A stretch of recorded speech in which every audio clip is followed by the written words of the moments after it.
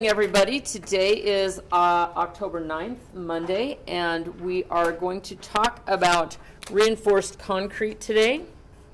And we are going to learn how to analyze reinforced concrete using the method of transformed sections that we were using for composite materials a little bit earlier. Today is our last new material for the midterm exam. So on Wednesday, let's say today, I will also give you 4 review problems for the exam. And on Wednesday, we will have a formal review. So we'll cover no new material. And if you've begun working these problems and your homework problems should be done.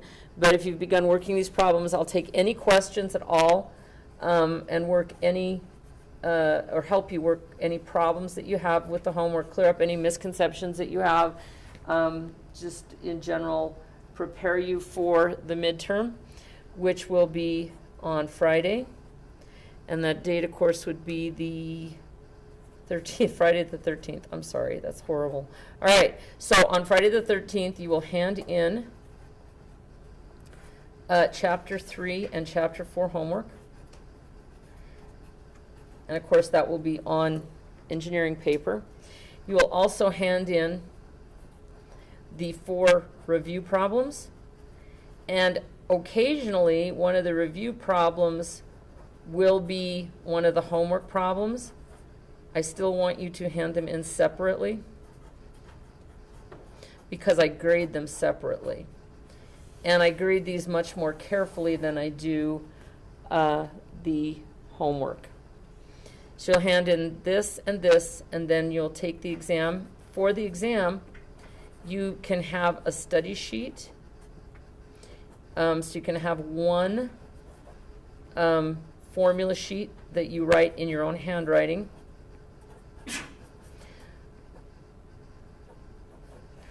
So you cannot, like, photocopy somebody else's. Does that have to be like a 3x5? No. It can be as big as a regular size sheet of paper, 8.5 by 11. And it can be written on both sides if you wish, as tiny as you like, but it has to be in your own handwriting. Okay? And you can put anything on it that you like. Yeah, and you'd be surprised. Dawson's laughing. It's like, but you would be surprised what I've seen. I've seen people cut up their books and put little, like, shrink them down and put stuff on, and it's like, no, it's got to be in your handwriting. So if you see something you like, you can copy it out of your book, or you can say, you can write procedures for problems or example problems. Absolutely, as long as it's in your own handwriting. That's right. And then when you're done with the exam, you'll hand this in with the exam. And I will give it back to you so that you can use it to study for the final. If you need to, but I'll give it back to you. The final's only going to be over chapters. Yes, it is. Okay. But some of this is really cumulative. Gotcha. So yeah, it's not like I'm going to say, remember in chapter 2, but you may have to pull up a skill. So but you can have this, and you'll have it back for. To me, I like you to have this for the exam, but I also like you to have it because it's a really good study technique. It's like, when we're learning stuff, you kind of have to chunk it together. And if at the very end, when you're doing the midterm or the final exam, you sort of look at the whole thing as a whole, and then you sort of process that a little bit, I think it's a good technique for solidifying that information. Not even information, for solidifying that understanding. So, yeah. Did you have a question? Yeah. On our one sheet, yes. We do our 4 review problems on the front. Yes, you can. Absolutely. Yes, very good. And that's actually a pretty good technique. But so the problems will be similar. Somebody left a brain on my desk, a little eraser shaped like a brain. So I don't know whose it is, but there you go. Yeah, so you can write anything you want on that study sheet. But just remember, you will have to turn it in to me. So and I will review it, just to. Well, it's kind of, there's a lot of reasons for that, but I like to see what you wrote. If there's anything inappropriate, which is very difficult to do, but I have had people put some things that are fairly inappropriate on them. Not often. and not so much in this class. But I would just like to point those out to you, that it's not yours. I mean, I'll give it back to you, but if you're going down a bad pathway, obviously you don't want to write any insults. That would be a bad idea. So, I hate this. That's not useful. So, but anyway, so I just want to see them, and then I will give them back to you. And the other thing is just for what it's worth, anything that you write on while you're taking your exam, you have to give to me or throw in the garbage. So in other words, you can't walk out of the exam with problems from the exam. And I understand that sometimes it's a legitimate concern. I've had students who don't understand a problem, and so they'll work it as best they can in class, in the exam, and then they'll go home and work it out later. That's not okay. It actually falls under the category of trafficking. So everything that you write on during the exam has to come to me. Okay? And then, like I said, I'll give it back to you if it's not something that would be trafficking to give back to you, because I'm not going to participate in that. So, and I know that sounds like a really strange thing, but the reason for that was I started looking more into trafficking and what it meant about 5 or 6 years ago. One of my students came to me and said he was taking an exam that was a take-home exam, and he said somebody has put this up in its entirety on the internet. And there was a student study site that one of my other students, and I believe it was legitimate, just asking for help, it was a take-home exam, and he put it up and said, what do you guys think about this exam?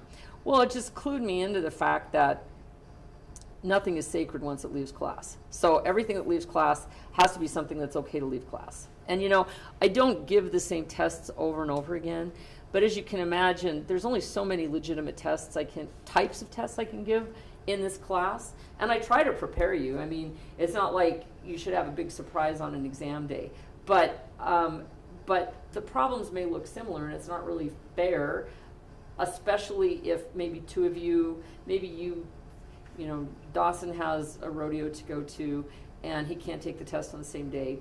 And even if I rewrite the test, would it be fair of me to write like a completely different test that has nothing to do with the first test for him? Absolutely not. The most fair thing to do is for him to take the same test, unless, of course, he has access to more information than you had. So it's just sort of a balancing act to try to keep everybody on the same page, which to me is what fairness is all about for a class like this. I'm not trying to trick you guys, or I'm trying to help you guys. I think we're all on the same team. We're all trying to get you ready for whatever class comes next and have you be prepared for that class. However, in this class and in the immediate day when you're taking a test, your goal is probably different than mine. Your goal is probably do as best as you can and to heck with everyone else, right? I mean, that's human nature. So I try to keep everything fair, and that's what that's all about. So anyway, some of it's probably ridiculous, and some of it probably I don't go far enough, but that's what I'm aiming at. And you people with your access to the internet and everything being available, I have to work hard to keep up with you guys, because it's happening so fast. Things change so quickly, and it's even like. And I know I've told you this before, but even 2 or 3 years ago, when I recorded my lectures for fluids, it was not possible for me to write those as MP4 files. And it was not possible for me to put them on YouTube. So I had to give everybody discs, because if you weren't sitting on campus, they were just too big to play. They were these big, massive things. And now, if I have a half hour, I can write it's not a half hour of my time. I just have to be sitting at my desk writing it. It's very easy for me to write it as MP4, put it up on YouTube, and then everybody has access to it. Well, my opinion is that nobody's going to be all that interested except for fluid students, and if some fluid students from some other college want to watch them, it's fine with me. But I suppose at some point there could be a copyright infringement issue of some sort or another that I'm not aware of. So, but I always have to kind of be alert to those things. So everything changes very quickly. So we're trying to keep up. And as like I said, I'm kind of teasing you when I say you folks with the internet, but I mean, like the internet was a big change, and a lot of my colleagues have not really bothered to keep up, and I think it's easier to be naughty than it was a few years ago, so we have to be careful. So, all right, let's go on. Let's talk about reinforced concrete. Why is reinforced concrete such a big deal? Well, from an engineering point of view, it's because so much is built from reinforced concrete. And there's one particular reason for that.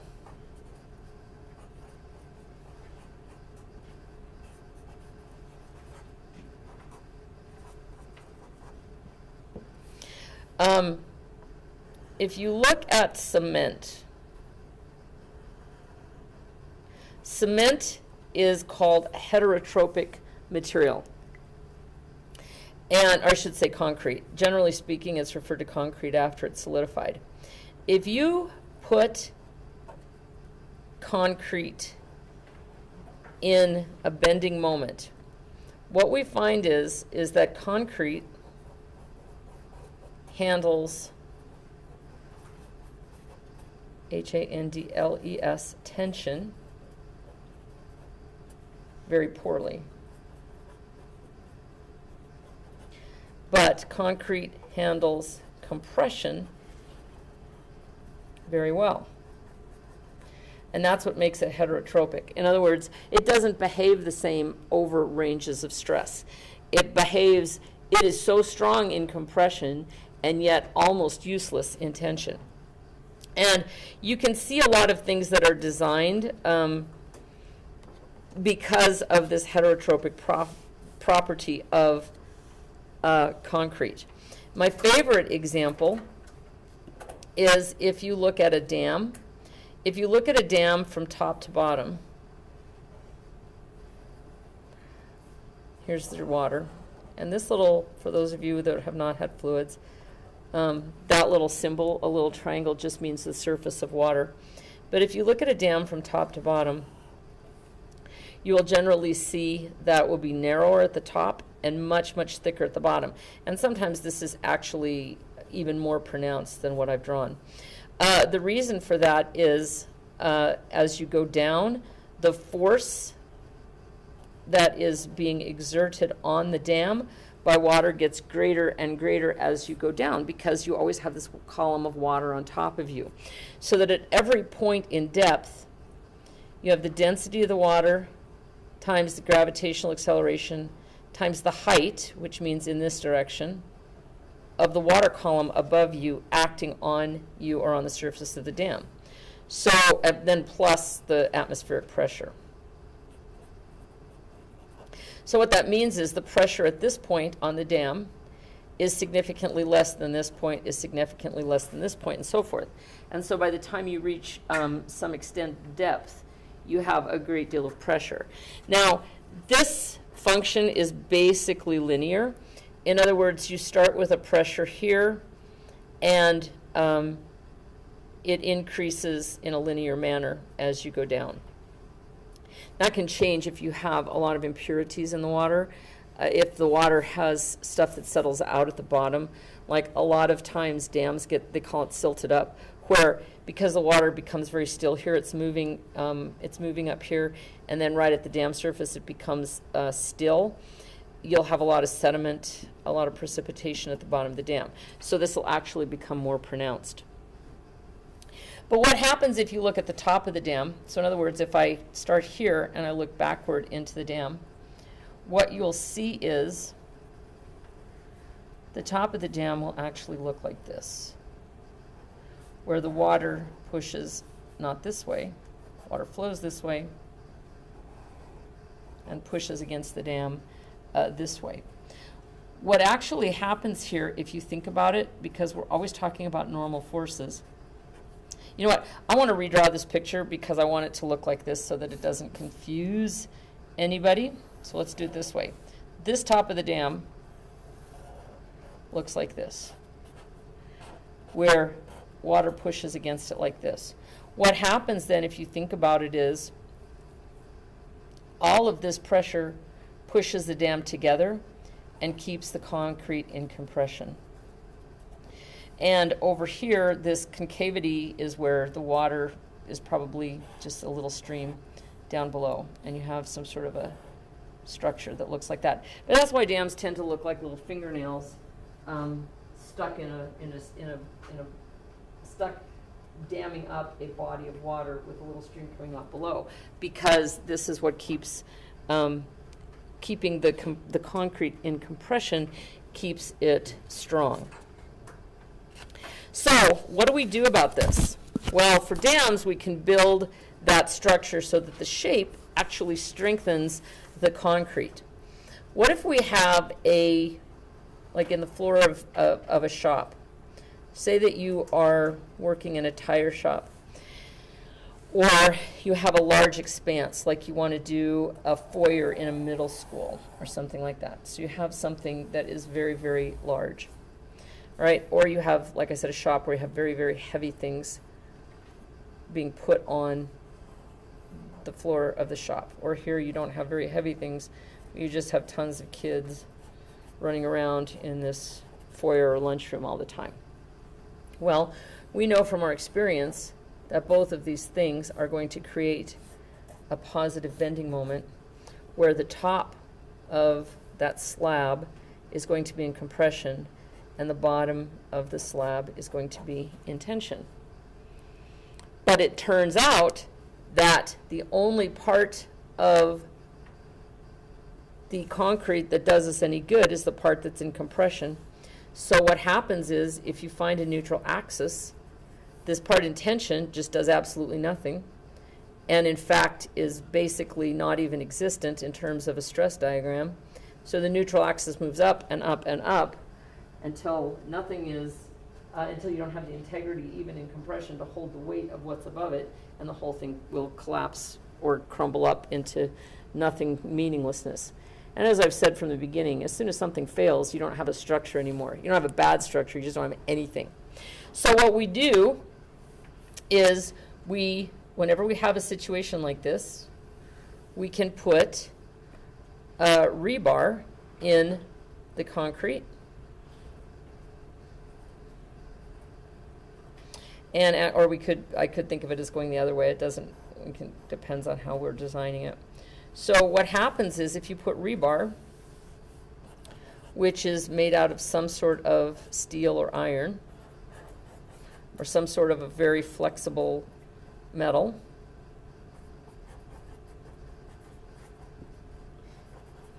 when you add those bars to it, what it does is it shifts the stress. That tension shifts from the concrete to the rebar. And what the concrete does at that point is it doesn't really go into tension. It basically just holds the rebar in place. And that's kind of the beauty of reinforced concrete. Now, the other thing that's really interesting about concrete is that when you pour cement, you can pour it over the rebar. You can lay out the rebar in the floor in whatever pattern it needs to be. And then you can pour the concrete over it, and the whole thing will solidify. That's also why rebar has, like, if you look at sticks of rebar, and of course rebar is used for lots of different things, but it has little, like, edges on it, or sometimes spirals on it. And what happens is that just gives it more surface area for the concrete to bind to. And so the rebar actually becomes part of the concrete to make that reinforced concrete. Now, the other thing you can do if you have a terribly large load, this does not always happen, you don't always need it, but if you have a terribly large load, you can actually pre-stress that rebar.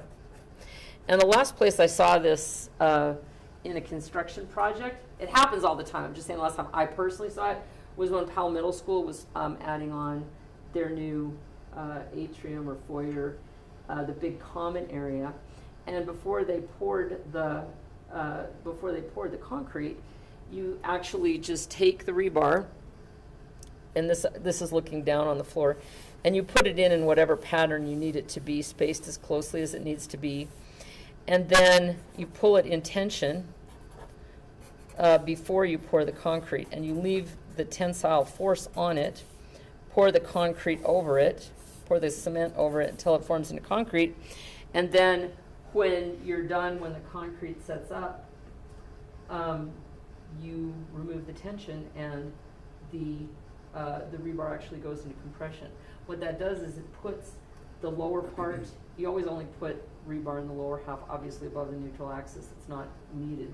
But it puts the rebar into compression, which when you take away the tension, it actually puts the lower half of the concrete into compression as well, drops the neutral axis.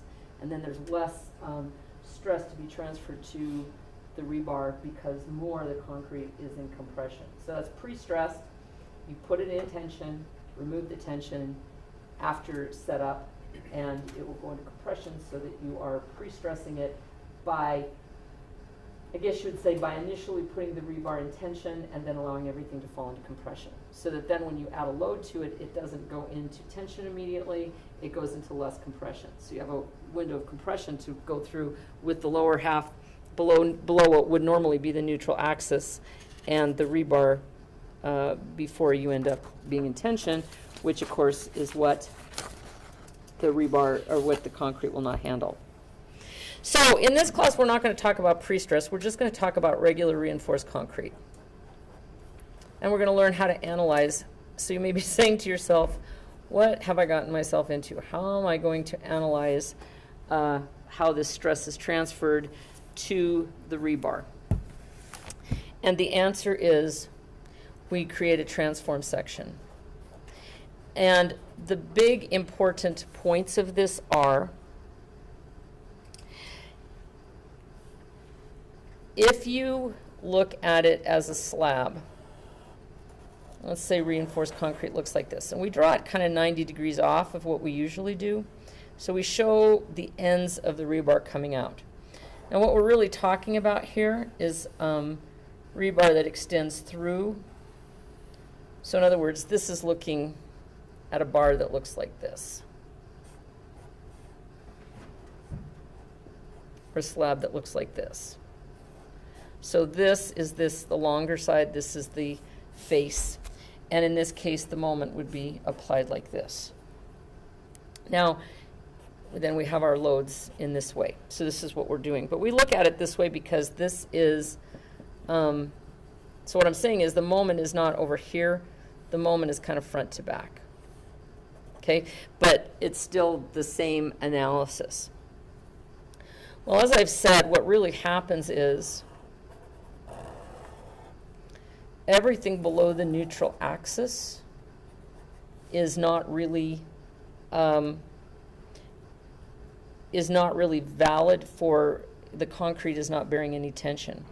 So what we draw below the neutral axis is just the transformed rebar. And we just designate it as an area at a particular distance from the neutral axis. So this is concrete, and this is transformed rebar. And the first thing that we need to do is to find out where the neutral axis is. Okay? So this type of a transformation is a little bit different. Now, a really good sample problem is you can use sample problem 4.4, which is found on page 266 and 267. Okay? And I'm going to use the example and work out a problem in your homework. I'll do 447 using sort of sample problem 4.4 as a guide. All right. So 447 says, I have a concrete slab that is reinforced by 5/8 inch diameter steel rods placed on 5.5 inch centers. And this is the way that reinforced concrete is called out. The diameter of the rebar and how far the rebar is spaced. And then the other important thing is how far up from the bottom we are to the center of the rebar. Now, because rebar is a circle, we really consider that center to be a line, and that is the line at which the rebar reacts in terms of bearing tension.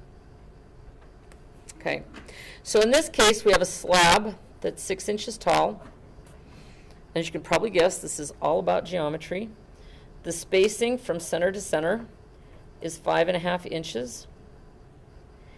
And I am also told that the distance from the top of the slab to the center line of the rebar is 4 inches. So in other words, we have 1.5 inches from the center line down. That really, in terms of our transform section, is not particularly relevant. We're also told that the diameter of the rebar is 5/8 inch. All right, so continue with this. The modulus of elasticity, E for the concrete, is 3 times 10 to the 6 psi. And E for the steel, the rebar, is 29 times 10 to the 6 psi.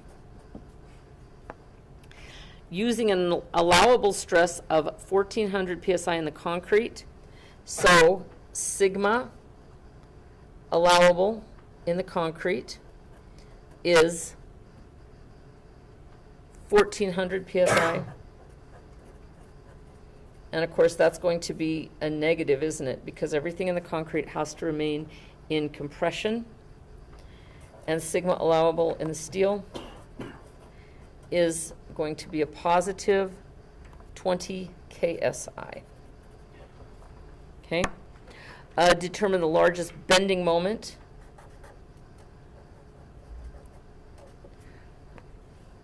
There we go. For a portion of the slab that is 1 foot wide. All right. So we're looking at this being 1 foot. If you think about these being on 5.5 inch centers, that means from here to here to here, I would have 11 inches. So this is what I'm really looking at, isn't it? Because if it's 1 foot wide, that means all I'm going to be able to catch is 3 of those rebars, because this would be 5.5 inches, this would be 11 inches, and then I'd have a 1/2 inch on each side. Okay? So I use the width equals 1 foot. All right, so the first thing is I draw out my geometry, and then I'm going to determine where the neutral axis is. In order to do that, I need to draw this reinforced transformed section, which tells me that I have some amount of concrete above the neutral axis, and then floating down here is some sort of a transformed section of rebar. Right? So here's the deal. The centroid of this odd shape, concrete and transformed steel, is going to have a centroid at the neutral axis. The distance from here to here, now as I said, this is really just a line. So if I go back to my original drawing, I see that this whole thing is 6 inches, but really the distance from the top to the center line of that steel is only 4 inches. The other stuff, the concrete below the rebar, holds the rebar securely in place, but in terms of my stress, all of the stress is being borne on the rebar. So the first thing I need to do, I'm told that this is 1 foot wide, and so I know I need to find an area for the steel. Well, I know that the area of a piece of rebar is a circle, so that's pi d squared over 4. In my section, I have 3 pieces of rebar, and so I can write this formula as 3 times pi times my diameter, which is 5/8 inch squared over 4. And then, since I need to transform it, I need to write it as n times a sub s. So my n value is the ratio of my e's, just like before.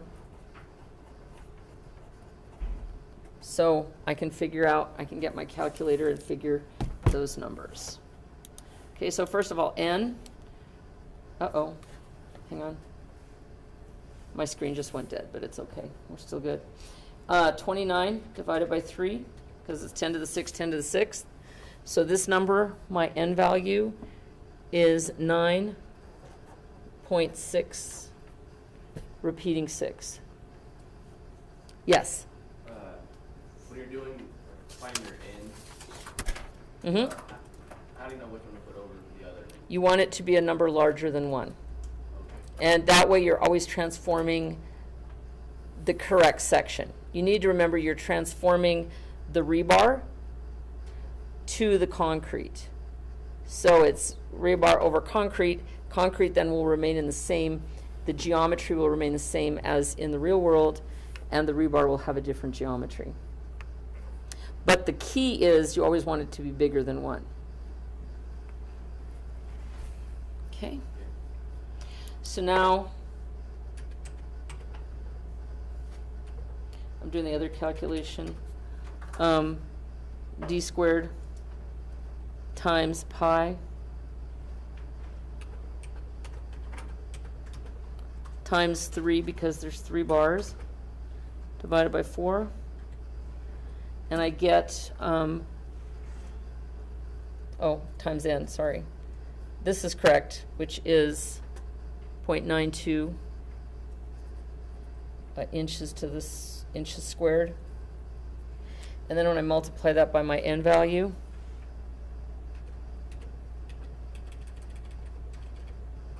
I get 8.897 inches squared. Okay, so NAS is 8.897 square inches. Did I hear a question? Okay. So why are you doing the n times AS? Because I'm transforming the rebar. AS is the area of the 3 pieces of rebar. So each rebar has a circular area, pi d squared over 4. There are 3 of them, so multiply that by 3 to get the geometric area of the rebar, and then to transform it to a concrete equivalent, which is, I hate to even use this term, but you have to multiply it by the ratio of the moduli of elasticity. Okay, so what we're really doing is we're saying how much stretchy concrete would we need to replace the rebar, which of course doesn't really make any sense, which is why we did transform sections of composite areas last week, because we could talk about transforming brass to copper, copper to brass. It's a little different with concrete, because we all know that concrete doesn't hold up in tension. We're saying, if it did hold up in tension, how much of that stretchy concrete would we need to replace the rebar? And the answer is 8.897 square inches. Okay? When you found that area, that's just the end of your rebar, right? Yeah, right, because the moment is like this. Yeah, so you're just looking at the circular cross section. Okay, gotcha. Yep, absolutely. Gotcha. Good questions, you guys. So Others? Yeah. That rebar is bended this way. It is. That's exactly correct. Right. So that's a good, if the rebar is running through the concrete like this, we're just looking at this end, but the moment is being applied like this. Okay. Yep, you got it. All right. So now we have an interesting geometry. We have to remember that this to here, from the top to the bottom, this isn't really the top to the bottom, it's the top of the concrete to the midline of the rebar, is a height of 4 inches. But we don't know where our neutral axis is, and that's what we need to do, is to find the neutral axis. So to do that, I call this distance x. Now x from the top to the neutral axis will be, or the distance from the top to the neutral axis will be x. And since I have 4 inches total, this will be 4 inches minus x. Now you can do it the other way. You can call this one 4 minus x and this x. I'm working this out so that it's the same process as that sample problem in your textbook.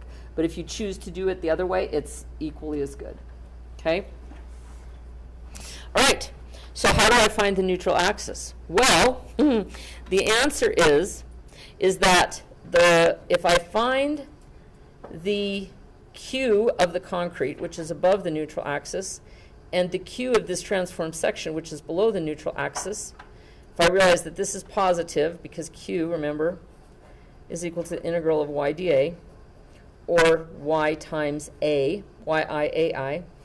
If I find the Q of this, which is positive, because the y is positive, Q of this, which is negative, if I find the right value about the neutral axis, Q will be equal to 0. So to find that, I say yi ai of the concrete minus yi ai of the rebar, transformed rebar, equals 0. So yi is the distance from the neutral axis to the centroid of the concrete. Since it is mercifully a rectangle, that yi is half of the distance up, which is x over 2. Then my ai is just x times the width, which is 1 foot. All right? Then for this, I've already found my area. It's actually that transformed area, 8.897 inches squared. But what about my yi? Well, I've said this is basically a line, so it's just 4 inches minus x. And those things added together equal 0. And that x value will be x is at the neutral axis. So even though I'm working this out as a geometry problem, I'm doing it to find the neutral axis.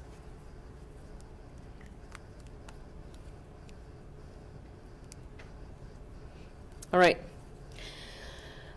Now, since all of these are in inches, I really shouldn't write that as 1 foot. I should write that as 12 inches to keep my units consistent.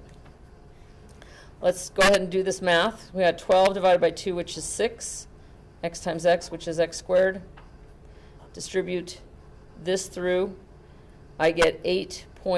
I'll write this out, 4 times 8.897 minus 8.897 times x equals 0. And if I do that calculation, that's 35. So I'm going to write it like this, 6x squared. I'm going to write this term next, minus 8.897x minus 35.588 equals 0. What kind of an equation does this look like? Quadratic. Yes! Very good. So I have a quadratic equation. So I can solve for x. Negative b plus or minus the square root of b squared minus 4ac all over 2a, right?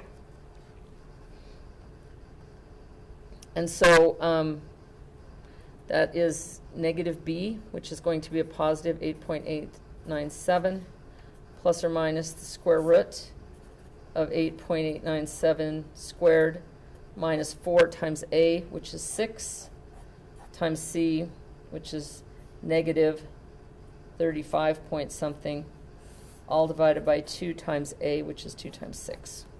Okay, so what I'm going to get is a value of x here. And I'm about to run out of time, which is making me nervous. But anyway, it's going to be about 1.5 inches or something like that.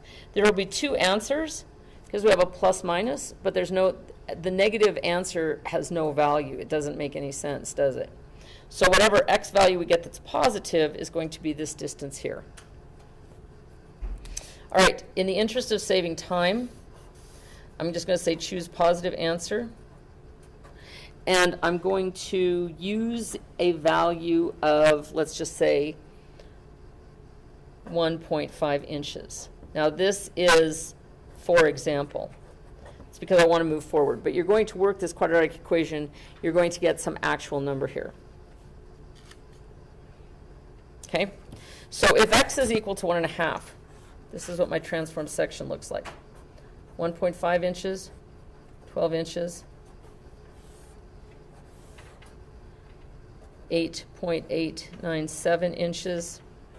And this axis then would be 2.5 inches, because this plus this have to equal 4. Okay? So the next thing I need to do is to get the moment of inertia of my slab. And if you notice, it's the moment of inertia about the neutral axis. If you look at a rectangle, the moment of inertia of a rectangle about its base in the back of your book is 1/3 times the base times the height raised to the 3rd power. And the moment of inertia of this is just going to be AD squared. So it's going to be the transformed area times the distance from here to here squared. And then when you do that, you're going to solve for a value of the moment of inertia, which will be in inches to the 4th. And I suspect it will be, this is really big. I'm going to guess it's going to be about 60. I don't know. This is a guess. I'm doing this so I can proceed, but you really want to figure out that number and see what it is. All right. So then, continuing with that idea, we now need to do the analysis. And the thing is that in the concrete, sigma in the concrete is going to be negative my over I, where this y is this distance over this, and you solve for the moment. In the steel, you have to remember we have to put in that n value. We get a positive my over I. My n value is 9.6. Repeating, the m, the y is the distance from here to here, which is 2.5 inches. And it's the same I, 60. So what you have to do is to solve, you're given this value in the problem. You're told that the maximum sigma in the concrete is 1400 psi.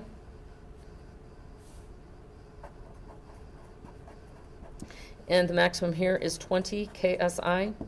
You need to solve for this moment, and you need to solve for this moment, and whichever one is smaller is the answer, because that's where you're going to exceed the stress. Okay? So do you have any questions about that? All right. Yes? The 4 inches is from the top of our shape to the middle of our transformed rebar. Yes, that is correct.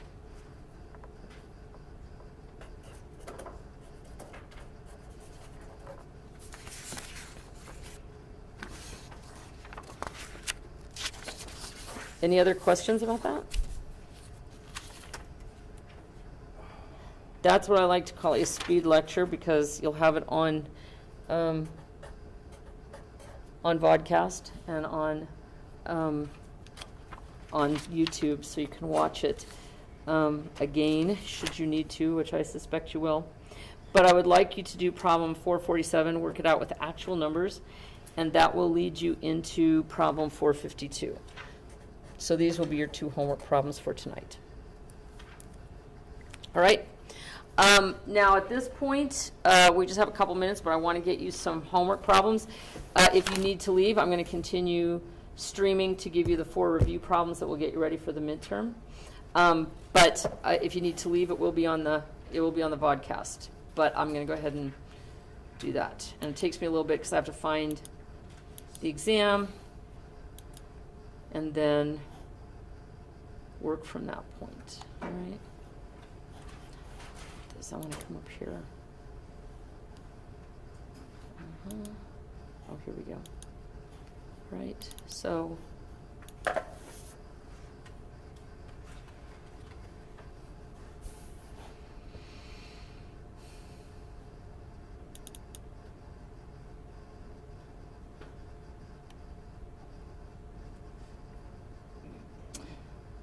all right. So our midterm exam is going to have 4 problems in it.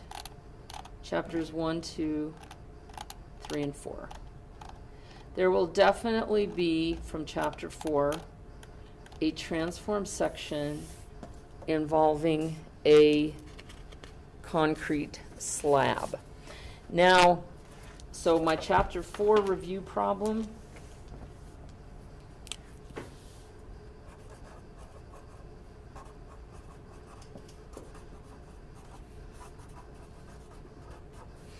Will be similar to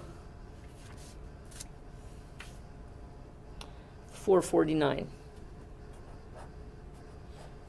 Okay, can you see that? Yes. All right.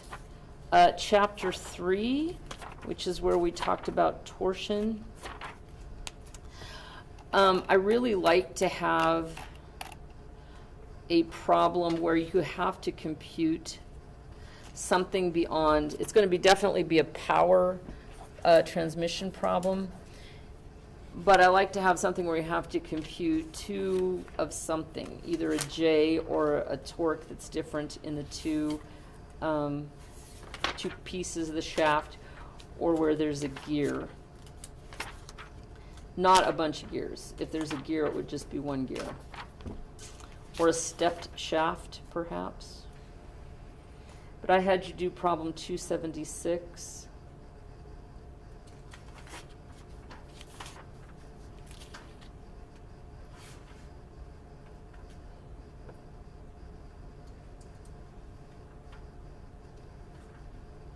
Or, I'm sorry, I said 276. I meant I had you do 376.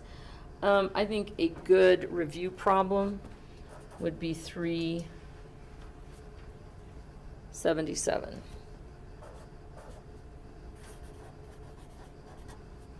All right. Chapter 2. On chapter 2, I really like to look at something that involves a temperature change, something that's restrained and subjected to a temperature change.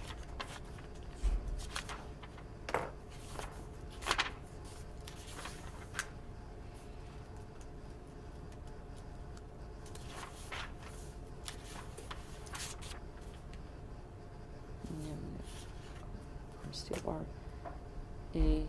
unstressed 45, steel assumed elastoplastic. Determine the stress in the bar. 2.117. Okay.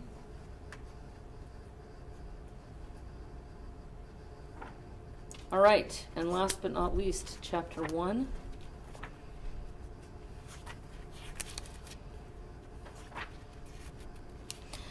I like to do an oblique section.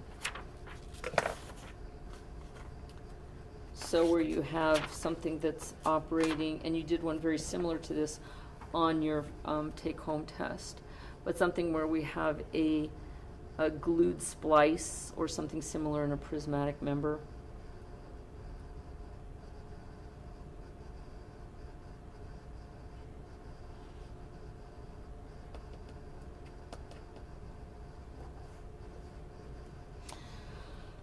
Blah, blah, blah, blah, blah.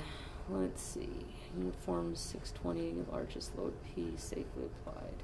Let's do 130.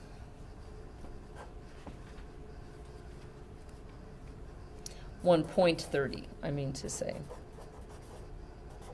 All right, so if you do these 4 problems, get a good start on them for Wednesday. We'll review them in class, and then your midterm exam on Friday will be very similar. So also, I haven't heard from anyone in this class, but if you're not going to be here Friday, you need to make arrangements with me to take the test before Friday. I really don't want to do it next week because I want to get the exams graded over the weekend if at all possible and get them back to you on Monday, go over them. So, so there we go. So, all right, turning off stream.